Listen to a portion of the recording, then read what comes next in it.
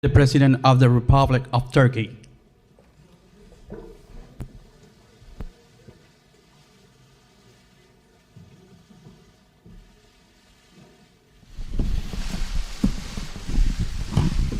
Thank you very much, everybody.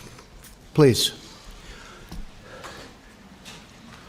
I want to begin by welcoming the First Lady with us today and the First Lady of Turkey. Thank you very much for being here. This is a great honor to have you.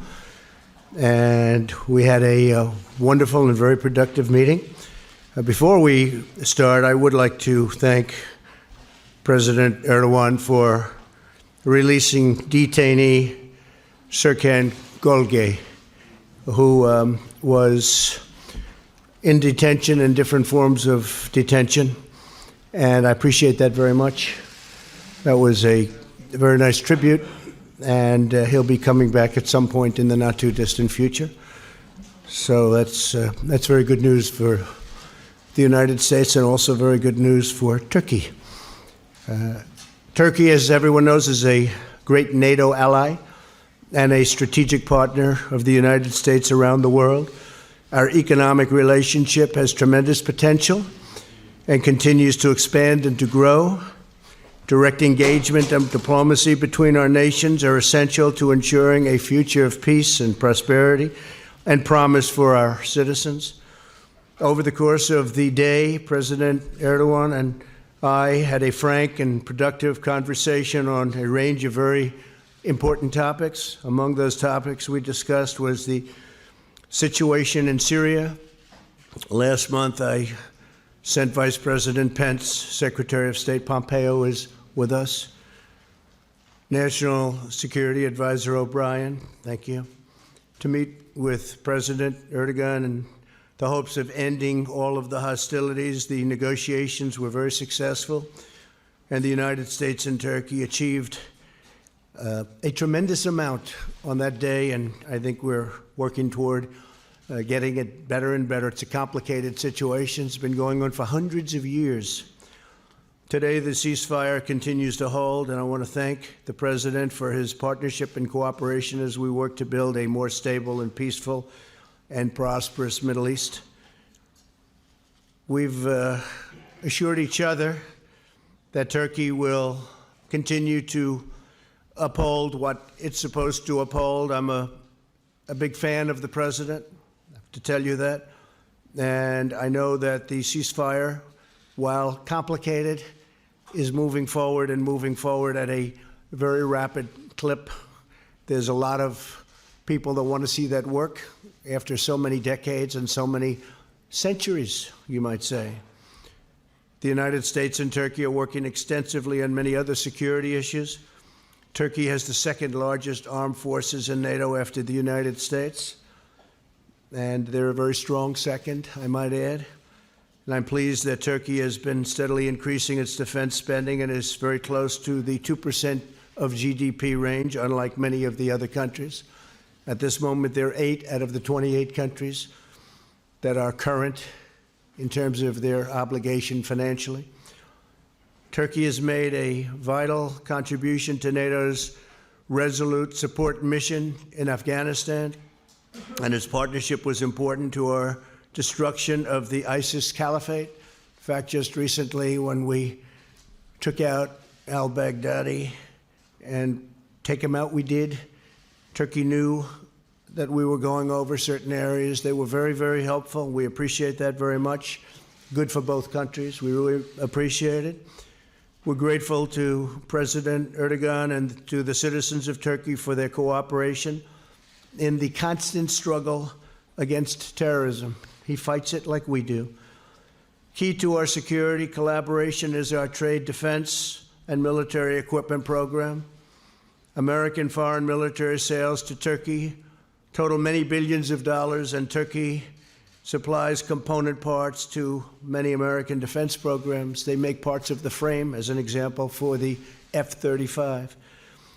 Turkey's acquisition of sophisticated Russian military equipment, such as the S-400, creates some very serious challenges for us and we are talking about it constantly. We talked about it today. We're talking about it in the future. Hopefully, we'll be able to resolve that situation. We've asked our Secretary of State and Minister of Foreign Affairs and our respective national security advisors to immediately work on resolving the S-400 issue. We've also recently agreed to work toward a $100 billion two-way trade agreement. Secretary Ross is here, and I think we've made tremendous progress in that. We have a lot of trade with Turkey, but it could be many times larger, and Turkey would like to see that, and it would also be good for the United States. So we intend to bring it up to about $100 billion. That would be 4 times what it is right now. Our goal is to expand commerce between the United States and Turkey, reduce our trade deficit, and ensure a truly fair and reciprocal relationship. We are, just for those of you that have any interest, we discussed it today also. Our trade agreement with China is moving along very rapidly. We'll see what happens, but it's moving along rapidly. China wants to make a deal, that I can tell you. One of my chief priorities as president has been removing the barriers to American trade and investment and ending the illicit practices that harm our workers. We encourage Turkey to further open its markets, and they are doing that. They are doing that very much toward American goods and American services. Our markets are open. Turkey is opening up their markets, and they're opening up rapidly.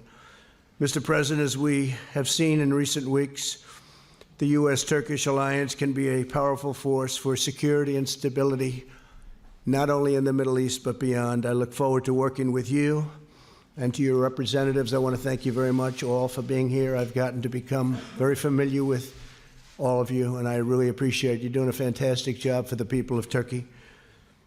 And I look forward to continuing to find a common ground, harness common purpose, and to advance the vital interests of our people and the abiding friendship between our nations. We have a great relationship, both personally and with the great country of Turkey, and we look forward to moving that forward and making it an even bigger and better relationship. Thank you very much. Thank you. Thank you. Thank you very much. Thank you. Sayın Başkan, Mr. President, my dear friend, distinguished ministers, secretaries, distinguished members of the press, I would like to, at the onset, salute you with my most heartfelt emotions on behalf of myself and my nation. First and foremost, I would like to thank my dear friend President Trump and the First Lady of the United States for being such gracious hosts today. We've managed to comprehensively discuss all the issues in our agendas with Mr. President all throughout the day, and the discussions were very sincere. We all agree that we need to further profound our cooperation and that Turkish-American relations should be erected upon a strong and a very healthy foundation. I think we should remain resolved in order to open a new chapter in our relations which are in full compliance with our deeply rooted alliance. konusunda karşılıklı We have reciprocally stated our will to fight terrorist organizations imposing a clear and a present danger upon our national security. We have especially underlined the significance of fighting against Daesh in a sustained fashion, especially in the aftermath of the demise of Baghdadi, the death of Baghdadi. We have detained several prisoners trying to flee the prisons in Syria and come to Turkey, and we currently have more than 200 Daesh terrorists who have been incarcerated. And with the Operation Peace Spring initiated on October the 9th, Turkey took another step forward in fighting terrorism in a very resolute fashion. Our country, with this operation, blew a very significant impact upon the separatist agenda of terrorist organizations such as PKK and YPG in Syria. yakaladığımızı düşünüyoruz. In order to further strengthen our cooperation in Syria, we believe we have gained a significant momentum with our October 17th agreement or memorandum. But in order to harm this memorandum, PKK and YPG are attacking our soldiers and the civilians in a very provocative fashion. And in the last 24 hours, more than 19 attacks and harassing shots took place. And at the beginning of this month, in Tel Abyad, a bomb was placed, an explosive device was placed in an outdoor market, and as a result of the explosion, 13 civilian lives were lost. Despite all of these developments, in order to settle the conflict in Syria in a sustained fashion, we are reiterating our commitment to our memorandum, our agreement with the United States. But some circles who are empathetic towards these terrorist organizations are feeling deeply upset, they are deeply disturbed, and they are using this information in order to cloud the understanding of the public opinion and that perception with the eventual gain or goal of harming our relations. And some historical developments and allegations are being used in order to dynamite our reciprocal and bilateral relations. Especially in the House of Representatives, some of the resolutions that were passed on October 29th served this very purpose, hurt deeply the Turkish nation, and they have a potential of casting a deep shadow over our bilateral relations. And I shared this information with Mr. President.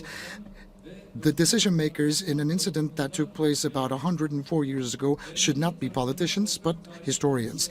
We have nothing to hide, and we have a full self-esteem in that regard. But I need to state very clearly that we are, as Turkey, on the side of dialogue and open discussion and debate. And we have voiced our proposals to the Armenian party to open the archives reciprocally and establish a history commission. I believe the Senate will take the United States out of this vicious cycle which happened as a result of the resolution of the House of Representatives. Turkey and the United States stand side by side in order to fully eradicate Daesh and in order to bring peace and stability to Syria once and for all. And for this purpose, we should keep on working together. Turkey remains, or it should be, the most reliable partner of the United States in this region to achieve these targets. We are the only NATO ally, as Turkey, who has fought Daesh in a very resolved fashion. And until so far, we have detained 7,680 foreign fighters, and we have sent them back to their countries of origin. And we have banned entry to 77,000 individuals who are considered to be affiliated with Daesh terrorist organization. And right now in our prisons, a total of 1,216 Daesh members are incarcerated, coming from 40 different countries. We have quite recently detained 287 individuals, including women and children, who have fled the prisons that PKK and YPG used to control. Our country is being showcased as a target, and this terrorist organization caused 304 Turkish citizens to die, and against which we are going to keep on fighting.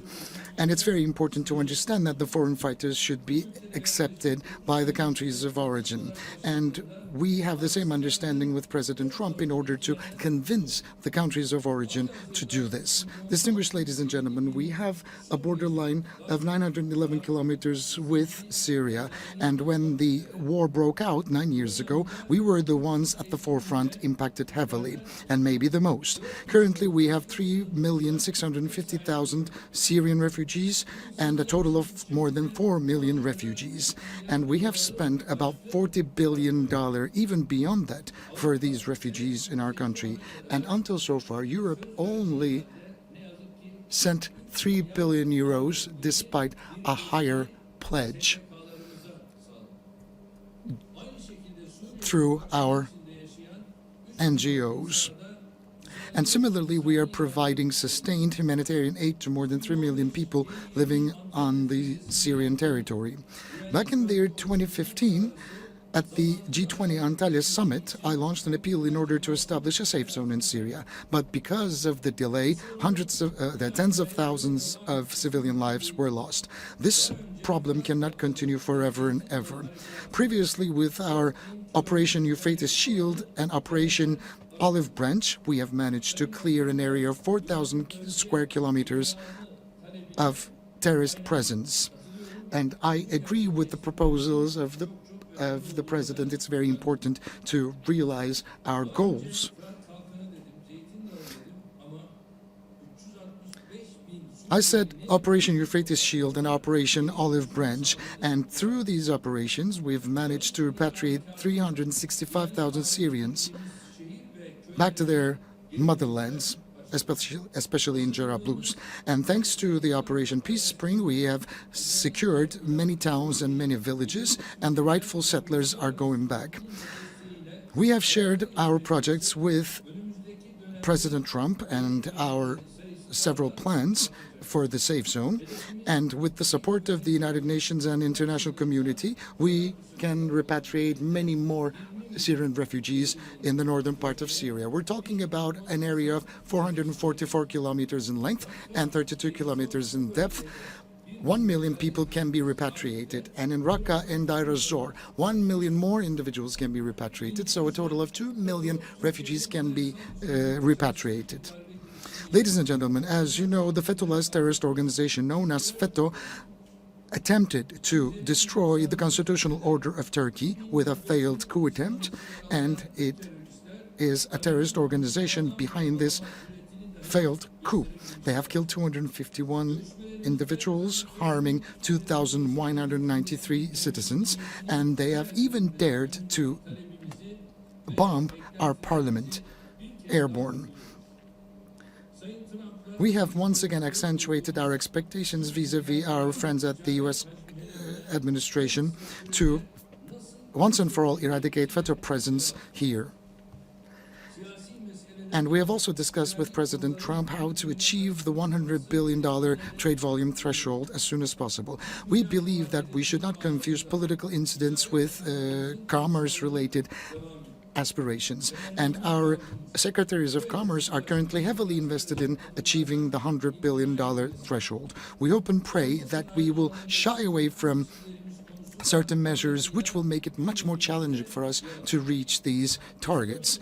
And we have also quite naturally discussed our deeply rooted relations in the field of defense industry. Primarily the S-400 system and the F-35 program, we can only surmount the hurdles that we experience through dialogue.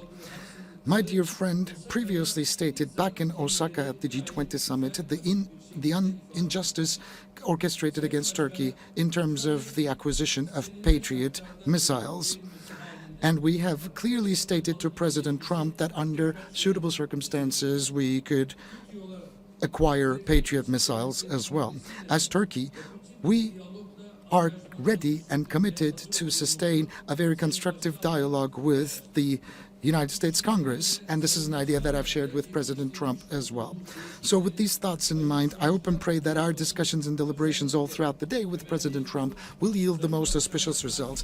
I would like to take this opportunity to thank President Trump for their kind invitation and for being such gracious hosts all throughout the day. On behalf of my personal self, on behalf of my delegation, I would like to thank you. Well, thank you very much, Mr. President. And I called up the Senate. I asked a couple of our senators, and we really ended up with 5, and others wanting to come, and we'll keep them apprised. But some of them joined us. They happen to be here. Senator Jim Risch, thank you, Jim, very much. Ted Cruz, thank you very much. Lindsey Graham, Lindsey, thank you. And Rick Scott, thank you, Rick, very much. Joni is here, Joni Ernst, someplace. These are people that want to see peace in the Middle East, and I thought it would be appropriate to have them come over. And they met with the president, and we had a lot of very frank discussion. And we're dealing with a very big subject, a complex subject. It's been going on for centuries in many cases, but we're making a lot of progress, tremendous progress in the Middle East. Okay, a couple of questions. Go ahead. OAN, go ahead. Thank you, Mr. President. Thank you. First, I'd like to just start out getting your general reaction today to the impeachment hearings on the Hill. Do you feel that Democrats made their case, and how did you feel about the Republican performance? You're talking about the witch hunt? Is that what you mean? Is that what you're talking about? I hear it's a joke. I haven't watched for 1 minute because I've been with the president, which is much more important as far as I'm concerned. This is a sham and shouldn't be allowed. It was a situation that was caused by people that shouldn't have allowed it to happen. I want to find out who is the whistleblower, because the whistleblower gave a lot of very incorrect information, including my call with the president of Ukraine, which was a perfect call and highly appropriate. And he wrote something that was much different than the fact. I want to find out why the IG, why would he have presented that when in fact all he had to do is check the call itself and he would have seen it. I'm going to be releasing, I think on Thursday, a second call, which actually was the first of the two. And you'll make a determination as to what you think there. But I've heard just a report. They said it's all third-hand information, nothing direct at all. It can't be direct because I never said it. And all they have to do is look very, very simply at the transcript. If you read the transcript, this was analyzed by great lawyers. This was analyzed by Greg Jarrett. It was analyzed by Mark Levin. It was analyzed by everybody. They said this statement that I made, the whole call that I made with the president of Ukraine, was a perfect one. So that this country gets put through that we have to waste this gentleman's time by even thinking about it, talking about it. I'd much rather focus on peace in the Middle East. And I hear that it's a hoax, and it's being played as a hoax. That's what I hear, but you'll have to tell me. Go ahead. Then, if I may, on Syria and peace in the Middle East, President Erdogan talked about repatriating Syrian refugees back to their homeland. Have you had those discussions with European leaders, since there are so many Syrian refugees? No, I think that, frankly, Europe should be paying for this to a large extent. As of this moment, Turkey's been paying for most of it. I think the president was saying today they've spent over $40 billion on the cost of that. $40 billion. How much? 30 Oh. milyar. 40. That's what I said. Whatever. He spent a lot. Okay. They're throwing out all these different numbers. I heard it was $40 billion. How was that? 40 billion, correct? So $40 billion. And I've heard that number from others, and that's a lot. Europe has contributed about $3 billion, and a lot of these people would go all throughout Europe. I mean, it would be a devastating situation for Europe because he's got 4 million people. He has a lot of Kurds, too, that they're helping and taking care of. So I have spoken to Europe about it. I think they should help us with ISIS because many of them left France and they left Germany and they left UK. They left different countries. And these countries should help us because if they ever did get released, which we won't be doing, but if they ever did get released, that's where they want to go. They want to go back to France and Germany and UK and all of those other countries that are not helping us. I gave them the option, would you like to have them back? And intelligently they said, no, thank you. But that's not right and it's not fair. I can tell you also that Turkey captured when some escaped during the conflict, when they had the heavy shooting. And I mean, I think I know how they happened to escape, but it's one of those things.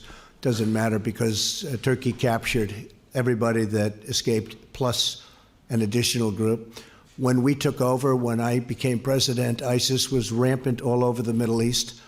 And as of about a month ago, I think, Lindsay, we can say that we have now 100% of the caliphate. And they'll always try and grow, but they haven't been able to do that. And what we did last week with al-Baghdadi, who is the absolute founder, leader, set them back. We also got his number 2, and we have our sights on his number 3. So they're not going to be growing too fast. But I will say Turkey's been helping us a lot. So with that, I also have a question for President Erdogan. With what you're calling a realignment along the northern Syria border, a lot of Christians in that region are feeling very vulnerable. Groups on the ground are saying that attacks on Christians have increased under this new policy. and that they're not feeling safe any longer. Can you guarantee that the Turkish government will also protect Christians in that region? In fact, there was an attack on an Armenian priest who died, he and his father, this week. ISIS is claiming responsibility. Çok teşekkür. Thank you. Thank you. On the contrary, Kaldani, Yazidi, and Christian minorities is an area where we're especially sensitive about, and we have certain different plans. Whether it be the ones remaining on the side of Syria, whose sanctuaries have been destroyed, whose churches had been destroyed, will see their sanctuaries getting revived, and their churches will be reconstructed so that they can go back and start praying there again. And these are the plans that we're making for them. As I said before, the Christian minorities, Aramaic, Catholics, Kaldani, and Yazidi, the ones who are living on our side of the border, have no problems whatsoever. But the ones remaining on the side of the Syrian territory will see their worshipping practices restored and revived in a special manner. They're receiving health care, they're receiving humanitarian aid in every aspect possible. Thank you. Thank you very much. Would you like to pick somebody? Evet. Hilal Hanım buyur. A friendly person from Turkey, please. Friendly. Only friendly reporters. We like to see. There aren't too many of them around. Thank you, Mr. President. Thank you. You inherited the burden of Obama's flawed foreign policy, and one of those flaws was allying the U.S. with the U.S. designated terrorist organization, the PKK, and its Syrian offshoot YPG.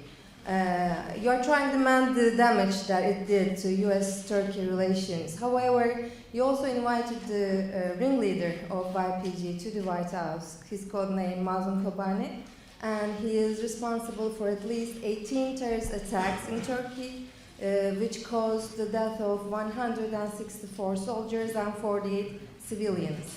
So after today's meeting, do you still think of inviting him to the White House, which will be very offensive and hurtful for the Turkish public? Thank you. Well, I had a very good talk with him. We had a very good recently. And we're working very closely together, and we're also working very closely together with your great president.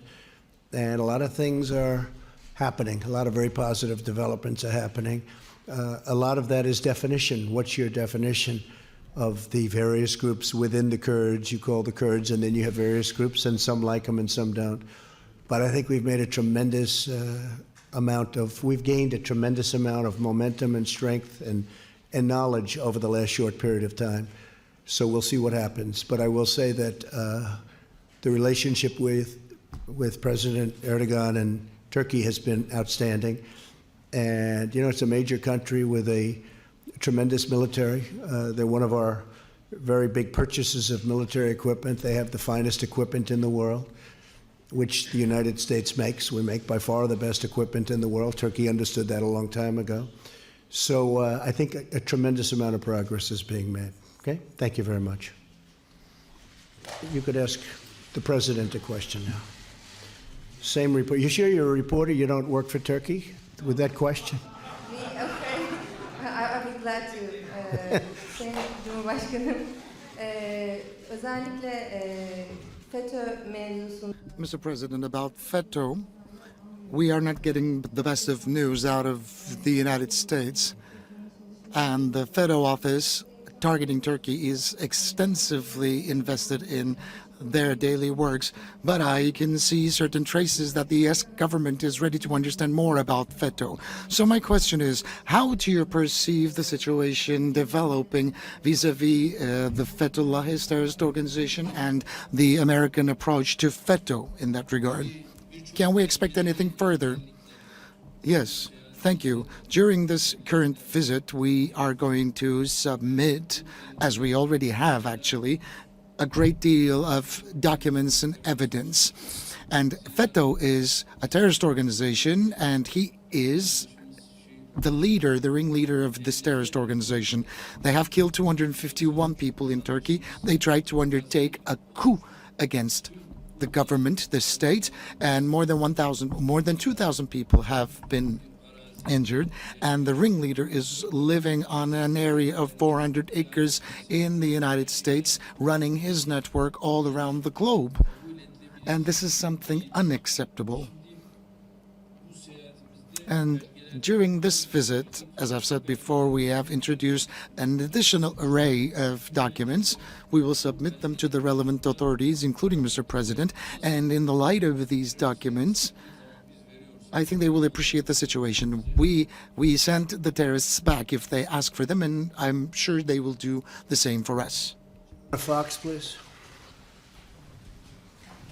Thank you, Mr. President. Thank you. I know that you didn't spend a lot of time glued to the TV today, but there was one moment where Ambassador Bill Taylor recounted a conversation that an aide of his overheard. It was the day after the phone call with Zelensky on July the 26th, in which the aide says that he overheard you say to Sondland, how are things going with proceeding with the investigations? Sondland repeated back to you, according to this aide, that Ukraine was prepared to do everything that you wanted it to do. Is that correct? And can you fill in some more? I know nothing about that. First time I've heard it. The one thing I've seen that Sondland said was that he did speak to me for a brief moment, and I said no quid pro quo under any circumstances, and that's true. The other, I've never heard this. In any event, it's more second-hand information, but I've never heard it. Do you recall having a conversation with Sondland? I don't recall. No, not at all. Not even a little bit. The only thing, and I guess Sondland had stayed with his testimony, that there was no quid pro quo. Pure and simple. Yes, please. And to President Erdogan, President Trump sent you a letter on October the 9th urging you not to launch a military action into northern Syria. He said, quote, don't be a tough guy, don't be a fool. You ignored that letter and you went ahead and you launched a military action into northern Syria. Can you explain why you ignored the president's warning? Tabii bu mektupları Well, this letter was represented to Mr. President this afternoon, and I've also underlined the fact that a terrorist such as Ferit Abd-Shahin should not be considered as an interlocutor by a country such as the United States. And this individual, Ferit Abd-Shahin, has been instrumental in the killings of hundreds of Turkish civilians, and he is a person labeled as like a son for the terrorist leader who is currently incarcerated in Turkey, Abdullah Öcalan. So a person like this should not be welcomed by a country such as the United States. And similarly, this person was welcomed by a country such as Russia. So it's very difficult for me to understand these when we're trying to fight terrorism on a global scale. If we're going to sustain our fight against terrorism in a healthy fashion, we need to be much more sensitive than we currently are. It happens to us today, and it will happen to somebody else tomorrow, is a saying that goes in our language. We have also provided information and the document thereof to our interlocutors in the White House, including Mr. President. And I've also submitted a document produced by CIA pointing out to the fact that this individual is a terrorist to Mr. President. And as I've said before, I've shared them with His Excellency Mr. President. And we gave back the letter that we have received. President, please. for me.